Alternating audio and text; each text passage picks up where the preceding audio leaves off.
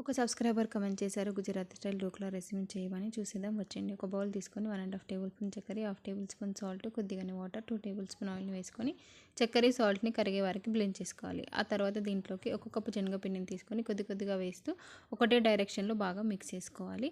ఇలా మిక్స్ చేసిన తర్వాత కన్సిస్టెన్సీ థిక్గా ఇలా ఉండేలాగా చూసుకోవాలి. దీంట్లోకి కొద్దిగంత వంట సోడాను కూడా వేసుకొని మరొకసారి బాగా మిక్స్ చేసుకోవాలి.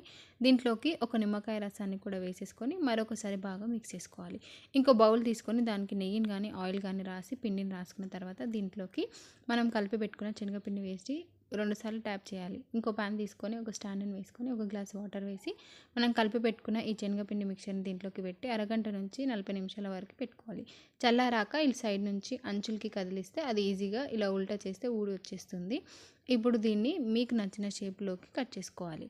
ఇలా కట్ చేసి దీన్ని పక్కకు పెట్టేసి దీనికి తడకం చేసుకుందాము. ప్యాన్ తీసుకొని కొద్దిగంత ఆయిల్, ఆవాలు, పచ్చిమిర్చి, కరివేపాకును వేసుకొని వేగిన తర్వాత కొద్దిగంత సాల్ట్, 2 టేబుల్ స్పూన్ చక్కెర కూడా వేసేసుకొని బాగా మిక్స్ చేసుకోవాలి. చక్కెర కరిగిన తర్వాత కొద్దిగానే వాటర్ని పోసుకొని వాటర్ మసులుతున్నప్పుడు స్టవ్ ఆఫ్ చేసి గోరువెచ్చగా ఉన్నప్పుడు దీనిపైన కొద్దిగా వేసుకోవాలి.